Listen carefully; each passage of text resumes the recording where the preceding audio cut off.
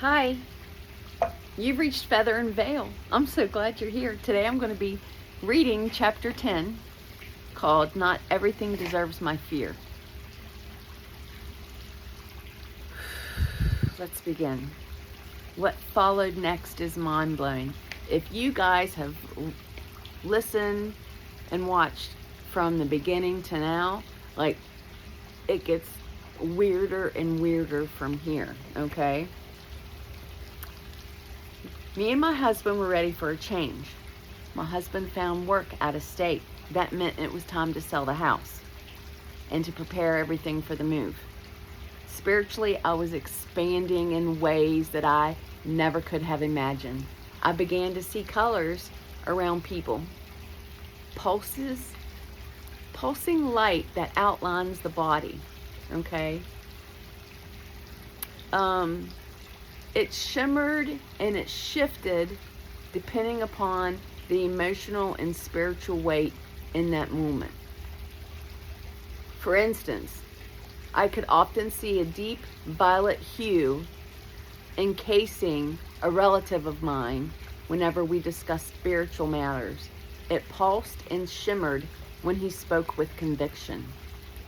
Then there was the creature above the field. Here I am standing outside in the middle of the yard, which opened up into a field. I thought I saw a vulture soaring above me.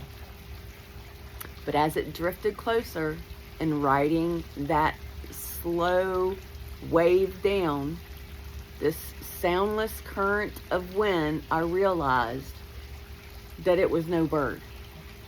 Its wings were vast, but not like a bird's. It glided slowly and silently into view. Its collar was blackest of coal, the head unlike a bird, but human shape, with strange markings and with a rough leather texture.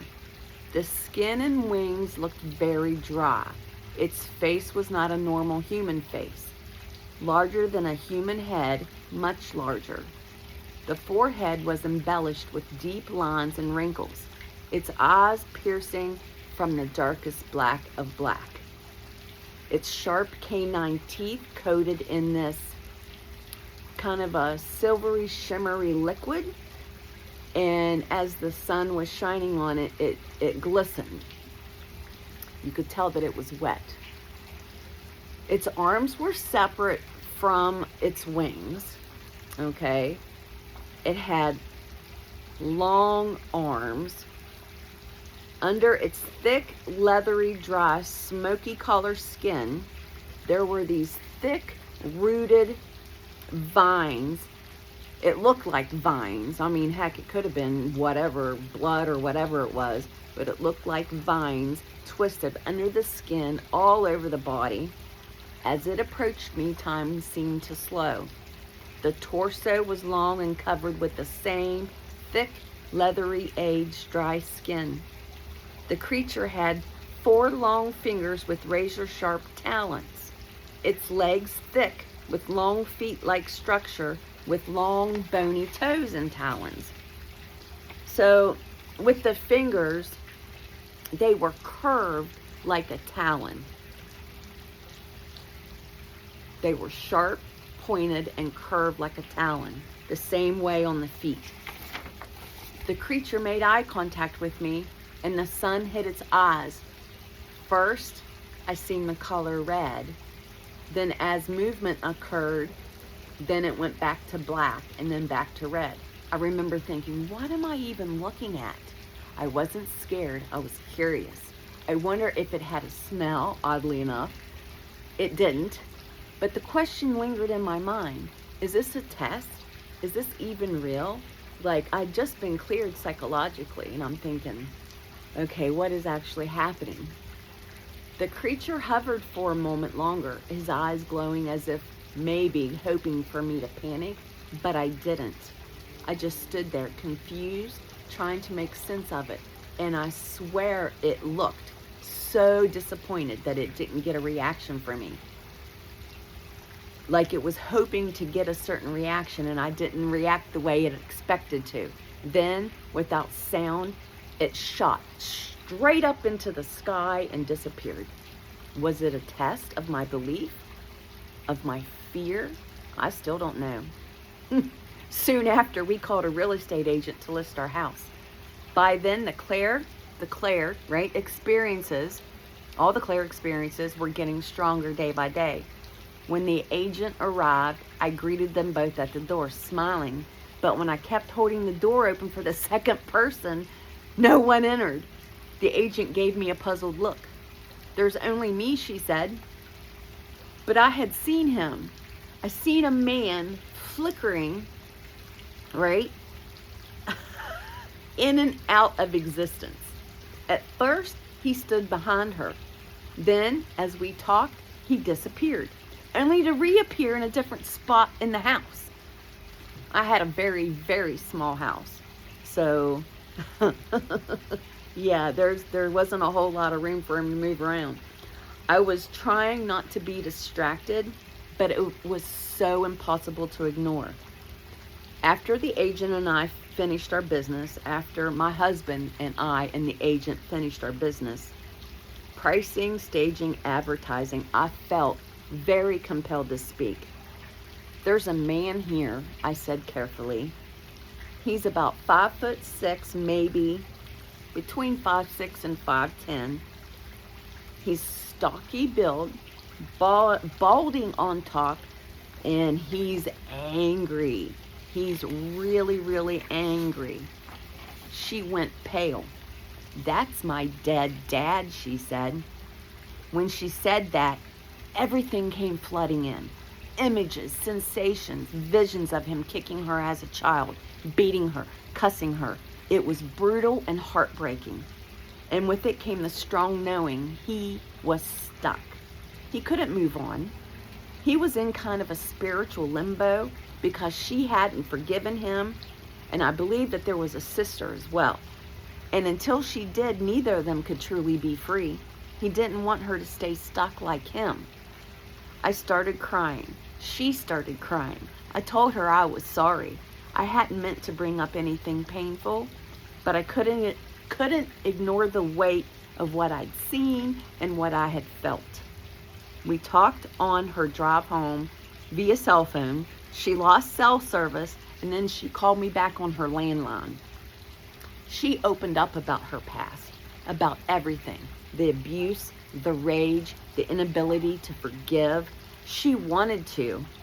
She tried, but her heart just wasn't ready. That night, I walked out of my bedroom and I saw this man, her father, sitting on my couch.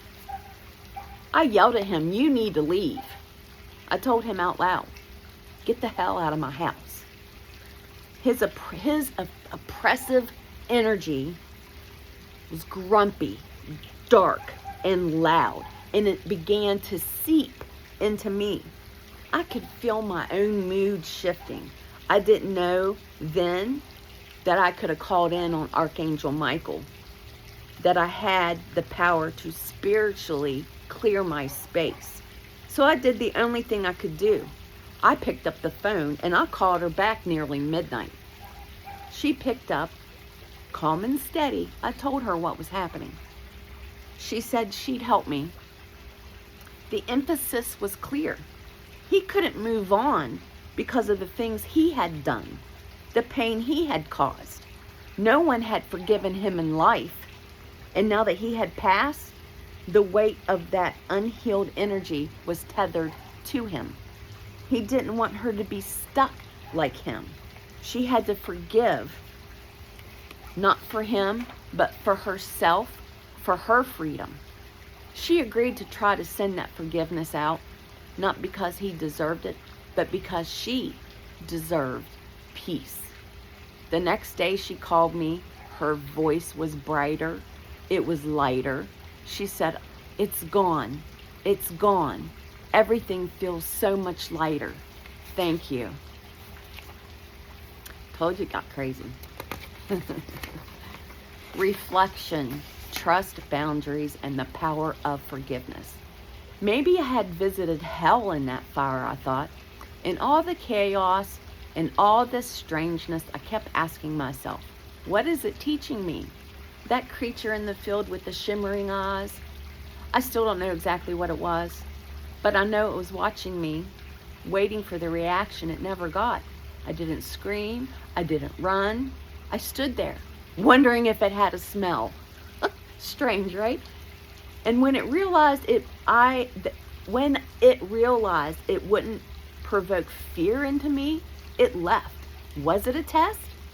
A spiritual Rorschach ink blot test meant to measure my fear of the unknown? Maybe I thought, or maybe it was a reminder. Not everything unknown is dangerous. I trust myself now. I trust what I see and sense, even when it defies logic or disbelief. My knowing has always been there. It didn't just arrive one day. It was always quietly guiding me, even when I didn't recognize it. These abilities aren't a curse. They're a gift, but they come with responsibilities, boundaries, and discernment. And above all, compassion. Forgiveness, I'm learning, isn't about excusing the inexcusable. It's about releasing the chains that bind us to pain and suffering. Her father needed release, yes, but so didn't she. And so did I. I had to release my fear of being wrong, of being crazy, overstepping. I'm learning to trust the truth that lives inside me, even when no one else can see it, even when it doesn't make sense. Okay? So yeah, the next chapter, listen, it just gets crazier and crazier from here, weirder and weirder, wild stuff. Just wait, just follow me along. Please be kind to yourself and always trust in your light. Until next time, bye.